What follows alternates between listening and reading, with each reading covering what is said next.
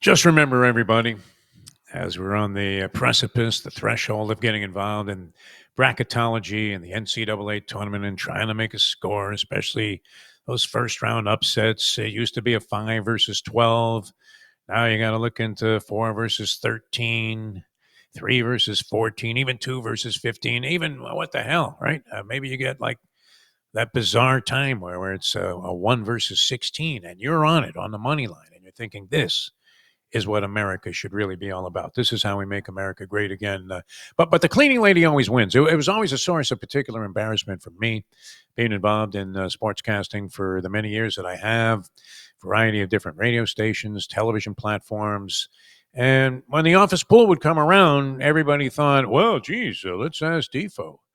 He must know what's going on in college basketball. And then you would routinely bomb out. I mean, literally be carried off in a body bag after looking at the scoreboard there from the first round of the tournament, where even on a money line play, you were getting absolutely just crucified. So watch for the cleaning lady. I don't know that anybody, and will be bombarding you with all kinds of stuff here, trying to help you and influence you a little bit in terms of not necessarily influence you, but give you some kind of assertion that maybe your instincts are right, or perhaps there are other components that you should consider in putting your brackets together once we get around to that point. Now we have the conference tournaments coming up next week, and we'll have some insights into that throughout the week as well. The professor, particularly sharp right now, he's been sharpening up his pencil a little bit, and he'll be joining us on Friday, and we'll get a preview of the conference tournaments that will be on tap with the SEC obviously featuring 14 teams that could be targeted for the NCAA tournament, the field of 68. A pretty amazing and astounding number compared to other conferences that used to think would have far more impact. There were only a couple of games in college basketball, at least that I saw last night. Is that even possible? Or was it that the others were of such little significance that most news services didn't bother to list the scores?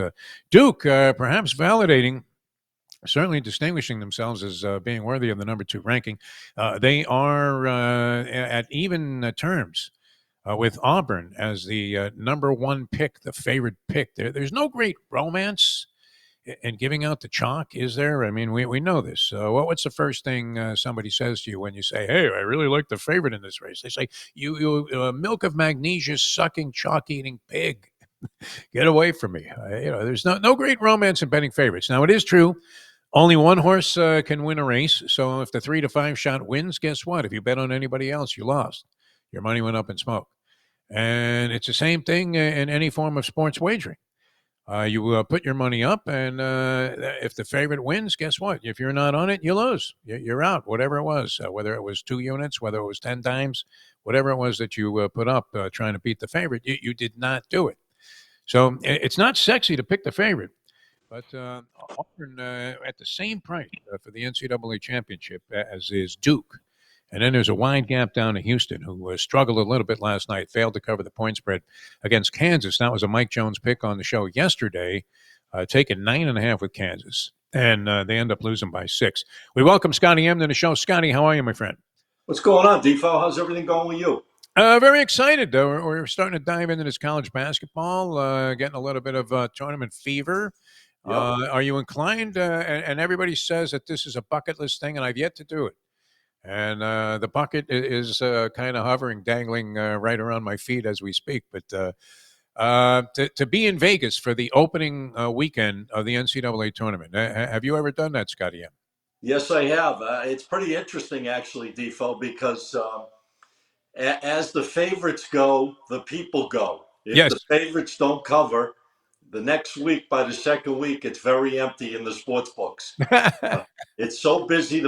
I've done it a few times in my career where I've gone out there, but usually I try to stay by the office because it is a busy time of the year. But it's pretty amazing if if the underdogs are winning, that place empties out real quick because a lot of people get knocked out of the game. But it's an absolute bucket list thing you should do because it's crazy out there, and there's a lot of good vibes, obviously, with the people and the gamblers for that tournament. And certain sports books are really just absolutely ideal for this sort of thing. If you like being involved in the emotion of a big crowd, like you're actually at a game, and you have that giant screen that covers the entire wall there. I guess the Sure. Mirage had this sports book that was so wide open. I remember watching a couple of Kentucky Derbies there, and I thought this is as good or better than even being there, which is saying a lot. But yeah, a lot of fun to look forward to, and I'm going to have to do it. Maybe I mean, You mean to tell me a man of your statue's never done it?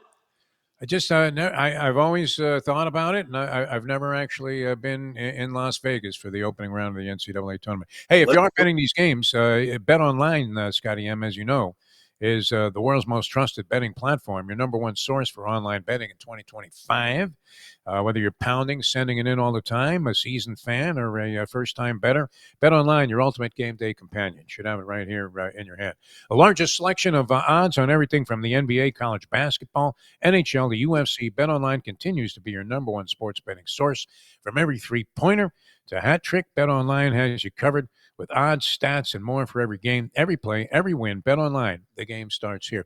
Would you ever be inclined to make a bet like this? It just struck me as I was telling people extolling virtues of BetOnline, Scotty, where you try and predict what game a record is going to go down in. I don't know if they have. Have you seen any props yet? You're following hockey. Are there any props out there about Alexander Ovechkin, who's 10 behind Wayne Gretzky? Are there props for what game he might tie or break the record? And would you ever be inclined to speculate on that? Well, that's a tough one, Defo. That's taking it a little past my thinking. Trying to Yeah, pick a player to score. I think he's 11 behind, unless he scored last night. But I he's, think, yeah, he might have scored because I saw 10 this morning when I looked it up. yeah. So I'd probably say if I had to predict, I don't know if he's going to do it this year, but obviously in the regular season. But absolutely, he's going to come back next year. And what a feat! I mean, this guy has been golden for so many years. Uh, Unbelievable feat. No one thought that anyone could touch that record of Gretzky's most goals ever scored in the NHL. And this guy is just breathing right behind him right now. 10 away. I would say probably, if I had to guess based on the pace, I think he has about 16 or 17 goals this year, and there's 60 games in. So I would have to say, unless he gets hot, real hot, it's going to be early part of next year where he breaks that record. Pretty incredible. Yeah, it's one of those like Cy Young records that you're thinking are Don Shula wins in the Yeah. NFL records that you never think is going to be broken. I guess Andy Reid has a shot at that if he sticks around. If he doesn't, and he might have shed a few pounds, Reid, this past year. But yeah, certainly, you're thinking as long as he has Mahomes, he's probably good for anywhere from 10 to 15 wins a season. Yeah. So he's only about 3 or 4 years out of it if he sticks around and they continue to have that kind of success. But yeah, that's an odd one to try to pinpoint. Where Barry Bonds is going to eclipse the home run record for Hank Aaron, and then inevitably the guy goes in a 9-game slump, and you get buried night after night after night, going, "Hit a fucking home run already, Well, you!" that's the problem. The pressure goes up as it gets closer, and then Yeah, trying to push it maybe too much. Obviously, his teammates want to get him there, so they're going to probably give him more opportunities to shoot puck on net. But yeah, I would say the early part of next year. I mean, if he's 10 away now and there's 60 games in, and he's only scored maybe 15, 18 goals. I don't even know the exact number off the top of my head. But based on those numbers, if I'm calculating out, he's probably, with 20 games left, it's going to be hard for him to score 10 goals in 20 games left. he's been on a hot pace though lately.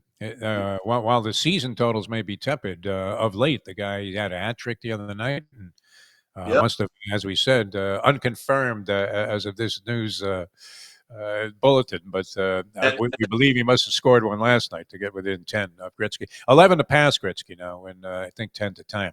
All right. Meanwhile, you're a big hockey guy. I know this about you. You were screaming at Victor Kozlov all those years. Shoot the puck already. Quit dancing around. But the Caps are they being overlooked?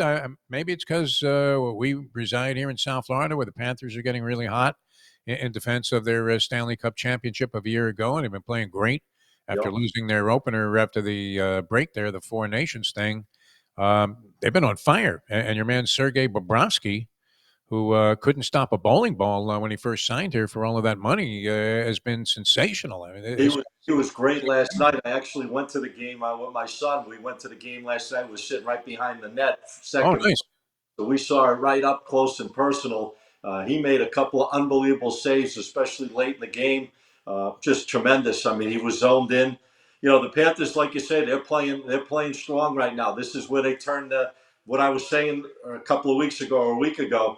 The energy levels go up, the intensity levels go up this time of the year because you're getting into the last 20 games, which these games now are like playoff type of games. And they were playing a team that won 8 in a row that was playing Yeah. fantastic, and their goalie was excellent last night. It was a physical type of game, not very physical. I thought it would even be more physical. There were some hard checks in the game, but the Panthers prevailed. They scored. Those 2 goals right off the bat, and in the first and second period, and carried them to that win. But let me tell you, Tampa was coming on big time in that third period. They were really pushing it, and they had a lot of chances to get it past them, but he was big time when he needed to be. And that's the key with goalie. You get a hot goalie in the playoffs running for you. Anybody could beat anybody on any given night with a hot goalie in net. Yeah, he did that with the Columbus Blue Jackets. That's first how he came into prominence in terms of public And it was good. recognition when he took them, I think, into the conference finals pretty much by himself on a nondescript team that normally would play, as they always do, in almost total NHL anonymity. And think about that. You got to be in a pretty remote region. Actually, the funny thing, as you look at possible Stanley Cup odds, Winnipeg has the most points. They start out the season on fire, and then they caught fire again after a little mediocre run and coming back to the pack a little bit. Yeah. And then, as I was saying, the Washington Capitals, I don't know what their odds are to win the Stanley Cup, but they're right there as the second best Oh, yeah. team in hockey in terms of points scored, points put together Yeah. in the standings. And I don't know. I don't hear anybody talking about the Caps as a possible Stanley Cup champion. Maybe I'm just traveling in the wrong circle, Scotty M, because I'm hanging out with you Panther fans. Well, don't forget though, regular season, different animal when you go to the playoffs. So you could be a good team during the regular season, and we've seen that in the NHL a lot of times. Even the teams with the most points seem to flutter when it comes playoff time, and it could happen again. Washington's playing really consistent all season long. You got to really see what they do. I mean, their goalie Thompson has been unbelievable. I think he's lost only 2 games or maybe 3 games all year. He's like 24 or 25 two, 25 and 2 or 25 and 3, which is phenomenal. He's carried that team, and like you said, they got some veterans on that team. But I don't think a team like that's going to get past a tough Panther team. Very physical in the playoffs. Got those type of players that come at you. I'd like to see what Washington's going to be able to do. Same with Winnipeg. I mean, they got Kelly Holbrook. The guy's fantastic. Probably the best goalie, if not one of the best in the league. So you got some interesting things coming up. I love hockey playoffs. I'm sure just like you do. Oh, great. Yeah, I think the Panthers are going to be, I wouldn't discount them. yeah, they're going to be the team to beat, I think, at the end of the day. Yeah, I'm curious what kind of price you can get on them to win the Stanley Cup. They were 8.5 to 1 last year, but hadn't proven that they could do it. Now, Matt Tkachuk, I love the way they list injuries in the National Hockey League. It's either Yeah. upper or lower body. So a guy could have brain cancer and it's listed as an upper body injury, or he could have just had a migraine. Same thing, lower body. I mean, a guy could have his legs amputated and it would be designated as the same type of injury as if he had sprained his kneecap. And Matt Tkachuk is out for the rest of the regular season, so that would be a significant blow to their chances if that extended into the postseason, because he obviously is an integral part of Oh, any kind of no, so-called fighting spirit that this team displays, which they are. I mean, a very contentious group, and they well, just pulled off that deal for the defenseman, which another stroke of genius out of their front office. yeah, it was good to see Barkov last night popping in both goals. He's phenomenal, Barkov, and he scored both the Panthers' goals last night. So you see the captain picking up the pace, and they got a lot of great role players on the Panthers. Even though they're not marquee household names, don't forget they got a lot of good players on different lines. They're a very physical team, and they're going to be a tough out. They're going to be a tough out. Going. it's going to take a hell of a performance in a series, and like I said, a hot goalie to stop the Panthers because this team's on pace. You see them turning it up right now. They're starting to play a lot better, and their key players out. Think about it. Most teams flutter when their key players out. The Panthers are actually playing better with Kachuk out of the lineup, which is kind of crazy to say, but when he comes back, which they're saying he may be out the regular season Yeah. with that groin injury. That's what they're saying. His groin. He's got a groin injury, so they'll probably keep him out of the lineup. Obviously, especially if they're playing well, they don't really need to bring him back or rush him back. So right now, I'm looking at the Panthers going to be one of the tough outs. Obviously, you got some other teams right behind them with Washington, Winnipeg. Even Edmonton. You don't know if they can turn. Tampa Bay playing excellent right now, and they play against the Panthers very physical, especially in the playoffs if they meet up. I don't know if that would happen or not, but it probably could. A lot of teams right now. You got about 7 or 8 teams, maybe 8 or 9 teams that have a real shot at it. But I'm thinking the Panthers are going to be the team to beat when it's all said and done.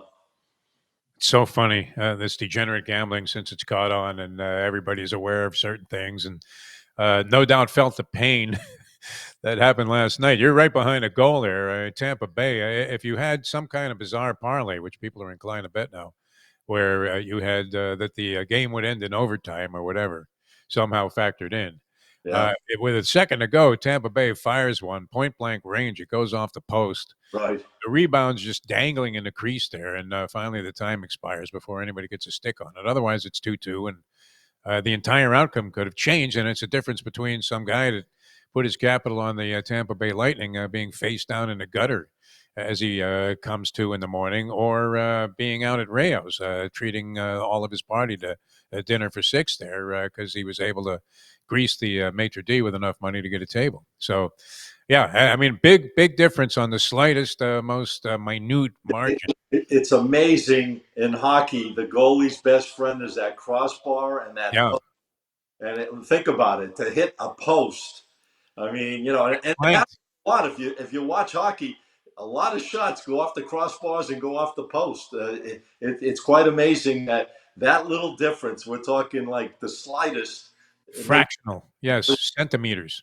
yeah, And, between. and it changed the outcome of the game. At least as far as we don't know, the Panthers might have prevailed in overtime or a shootout and gotten the win there. But certainly a lot of money could have changed hands had that thing not hit the crossbar there. And it was that same deadly clank. You were there to witness it. Yeah. And a lot of people wouldn't be familiar with this because it was strictly or mostly a South Florida thing. But the clank of a ball, the pelota hitting the metal in highlight when you needed a point desperately, and the guy's right up there by the front wall, and all he's got to do is throw a little Tejada, just a baby. I don't know. Did you play Chinese handball when you were a kid? The box ball, No. and you would throw an atomic baby in there where you would cut one, and it would roll out like if you were playing indoor racquetball. You'd hit that roll out off the wall. That's what amazed me about Highline when I first moved down here. It was so popular. Friday night, Saturday night, Yeah. Hollywood dog track. You had 15, 18,000 people at the dog track back in the day. And you couldn't get in the place down there. And then, the Dania Highlight, when I first moved down here on a Friday, during the week or Friday nights, Saturday nights, just slammed. I mean, it's a thing of the past. It's amazing the rotation. Distinct. Things have happened in the world of Yeah. sports and gambling and so forth. But when I first came down in the late 80s, unbelievable how the dog track was so popular. It was probably the number one attraction. Yes. Even the horse racing was always big at Gulfstream at the old Gulfstream Park, before they built the new one. And But Hialeah. Yes, those are two great destinations. yeah, But yeah, it wasn't uncommon to hit Hialeah at night. And exactly. so you're familiar with that clank then? Oh yeah, I used to see that clank and I couldn't believe it that Oh my God! You're like, how the hell did you miss that? they literally climbed the wall and grabbed something out of nowhere, which was amazing to you, and then a little dunk, a little dunk shot they couldn't Nothing make. shot clank. It was just like the sound of NBA game when the game's on the line. All right, let's make some money for the people here, Scotty M. So just a quick thing though, prelude to the tournament and the conference tournaments are coming up next week, and then We'll have some insight into that over the next couple of weeks. But then the NCAA tournament is where, as I said at the top of the show, the cleaning lady always wins. I don't know why that is. Picking colors, uniforms, locations she's never been to, can't pronounce, whatever. Um, and that's no knock or denigration on cleaning ladies, but how they have this acumen for college basketball, whereas experts like yourself, Scotty M, yeah, sometimes, as you said, you would look at the results of the first round and go, "My God, how the hell did that happen?" But I'm watching Auburn wipe the floor. I was talking about this with Mike Jones yesterday here on the show with Kentucky at Rupp Arena. Adolph Rupp himself was probably throwing up in the. My God, we never got shellacked like that. Bruce Pearl seems to have some kind of bizarre connection with this team. It struck me as I was watching him jump up and down, and it was not an uncommon celebration, and it's very difficult to read the sincerity in that. But I'm looking at it going, wow, this looks like a real kumbaya type of bond, my friend, where they're in it for each, and they're plus 350. I know there's no romance in picking the chalk, but I mean, is that a tough team to bet against, in your opinion, going into the tournament? Oh yeah, definitely. They've been up there the whole entire season. They're as consistent as anyone. I mean, the team that's really absolutely impressing everyone is this Duke team. I mean, they're just absolutely crushing. They first time in the history of their school that they've won 4 straight games in a row by 30 plus points. They did it again last night. They were a 9.5 point favorite. Didn't matter. It doesn't matter what the point spread is on this team. They just seem to be doubling it up. If the line is 15, they're winning by 30. If the line's 12, they're winning by 25. I mean, this team is just absolutely playing lights out. Probably even stronger right now than Auburn, but Auburn is a powerhouse. I mean, there's no doubt about it. Perlman, he's got Pearl has an absolute monster team going into this tournament. But this Duke team, man, wow, there's something. They're playing all Good. best player in the country, a freshman. You might see him one and out. He might be one and gone. I'm You know, thinking he is. Yeah. yeah. He gave the most evasive answers I've ever seen yesterday to the question, is there any possibility that you're coming back?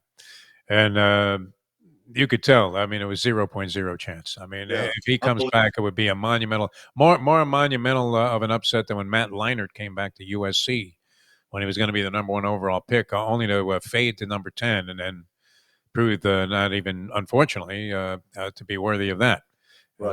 As, you would have to put him among the higher bust candidates at quarterback, top 10 picks. No, It reminds me when Kevin Durant played for Texas, one and out. He had that one unbelievable year for them. Boom, went right to the NBA. Seems like the same thing's going to happen right here with Flag. oh, Cooper Flag. Yeah, I would bet against every dime I have and can get my hands on. I'll even borrow some money off you and return it with interest. There If you go. Cooper Flag comes back to Duke next year, I'd be wiped out. I would bet against that with every penny I could get my hands on. All right, let's make some picks for the people out there. Scotty M, ladies and gentlemen. Got some college basketball, Defo. We've been red hot on the show. Yes. Going, knock on wood, picking up some wins for your audience. I got a couple of games I really like. I'm jumping on this North Carolina team right now. They're 19 and 11. They were going through a lull. They were 14 and 11. Couldn't find themselves. All of a sudden, they've won 5 straight games in a row, playing a lot better, winning convincingly, playing against the deadbeat Virginia Tech team, 13 and 16, 8 and 8 at home. I just think the momentum right now for North Carolina is carrying them. They're making them about an 8 point, 7.5, 8 point favorite in this game. It might even be 8.5 in some spots. I like North Carolina to blow this team up by double digits. I'm going to bring the line down to about 7, 7.5, adjust it down. Everyone can buy. I bring this line down if it's 8 to 7. If it's 8.5, I go to 7.5. But I like North Carolina, big time win. Won 5 straight games in a row coming into this game right. The other team just not impressing me at all. Look for North Carolina in a big win. Also, another team I've been following all year, and I've had some pretty good success with them. You got Arkansas playing against Vanderbilt tonight. I like Vanderbilt tonight. I like the way they're playing right now. The last 3, they beat 3 ranked teams in a row. Their last 3 games in a row. They're 14 and 2 at home. They've won their last 3. They beat all ranked teams. Arkansas is a decent team, not that great on the road. They did play Auburn extremely well that one game, but I think they poured everything into that game. 3 and 6 on the road this year. I think this line is based on what I look at. I don't think Vandy should have been that high of a number. They're showing a -6. I like this line, -5. I would buy it down to 5. I like Vanderbilt in this game to win against Arkansas. Just like the way they're playing right now, quietly won 20 games so far this year. At home, tough spot. Take Vanderbilt. And I got one game I'm doing in the NBA tonight. I'm going to jump on Golden State, even though it's a back-to-back against the Knicks. I just think that team they show up in big games. You know, Steph Curry shows up, even though they played last night. I still think they're going to come into this game right. They're 8-2 over the last 10 since Jimmy Butler's joined up with them. The Knicks, I don't know. Sometimes they had a struggle against the Heat. Even on Sunday when they won, the Heat kind of gave it to them to send that game to overtime. The Heat could have closed it out. But I think Golden State +5.5 is a live dog in this game. I got to put a dog in there. I've had two favorites, but I like Golden State in this game. Even though they're playing back-to-back, I think they could stay in there with the Knicks. I just got a feeling the key players are going to show up, and I would take the dog in that game with Golden State. Those are my 3 plays for this week. All right, very good. North Carolina. You got Vanderbilt and then Golden State getting 5 and a hook at the Garden where Steph Curry, I was watching some highlights of his Yes, I saw that. appearances at Madison Square Garden, and the guy knows how to rise to the occasion on the big platforms. We know that about him, and has been remarkable throughout his career pretty much in every aspect. But at the Garden, he particularly shined. So, I mean, his run there is as impressive as Billy Joel's, I think. It's like when Michael Jordan used to go there. I mean, key players rise to key occasions and Yes. big spots, and Steph Curry's no different. He's an all-world player. I wouldn't expect anything different. Now you got Jimmy Butler, you got Draymond, you got little role players around it. The Knicks are good and all, but the Knicks can give games away. They find ways times, to keep teams in the game. They end up going into these, high-scoring games, and they go back and forth or whatever the case may be. But I think Golden State has the right nucleus to stay in the game. And like you say, Steph Curry, when he shows up in these big moments, he seems to always try to prevail big time. Excellent. Scotty M. Now, if people are looking for more advice, want to pick your brain for some selections, how do they find that? Best way to do it, guys, listen up, because we're doing stuff for the people on the show here. Anyone that reaches out to me, I'm going to give you some added extra best advice. All you have to do is go to my Instagram channel, which is SM Sports Picks, Picks, and just DM me and put the word Defo, Defo in, and I'll put you onto some additional high-end bonus plays that I'm putting out at no cost to you. So if you're looking for quality games, guys, listen, I've been doing this for 36 years for a living. This time of the year, you got to be very, very careful. There's a lot of temptations. A lot of games going to be going from 12 o'clock until midnight. Don't chase after them. Look for the right opportunities. Pick your spots. Try to build that bankroll. Yeah, it used to be, you would look maybe for upsets, start 5 versus 12. Yeah. Now you have to go all the way down. I mean, not necessarily consistently to the very bottom, but even 2 versus 15 have produced any number of dramatic upsets in the first round of the tournament. So, great betting opportunities if you know what you're doing, which we hope to bring you around to that point here on Bury Your Bookie with Scotty M and the rest of our handicappers. It can be is there anything better than walking out of a racetrack or a casino, Scotty M, with somebody else's money? Nothing better. You could equate it with. And you know what? You always seem to remember that good day, and that's what keeps you coming back. You could have 10 bad days. You go out talking to yourself, mumbling, not wanting to talk to anybody, and then all of a sudden you have that one great day, and it just keeps you coming back. It's like you signed a 6-month contract to go back. All right, we love you, Scotty M. Great stuff as always. Thanks so much for being with us here on today's edition of Bury Your Bookie. Defo, you're the man. Appreciate it. See you next week. All right, Scotty M, ladies and gentlemen. And that's going to do it for us. What we'll see you tomorrow. We'll feature Troy West from the West Coast. Always does a great job for us. And continue kind of previewing the conference tournaments coming up. The professor should have some real good steam on that as we get into the conference tournaments next week. And then, of course, the NCAA tournament begins the week following, and should be a heck of a lot of fun. We'll try and help you catch a bracket that actually has some success. I'm Jeff DeForrest for all of the people associated with the program and the people at NoFilter.net. We'll see you next time, next edition of Bury Your Bookie.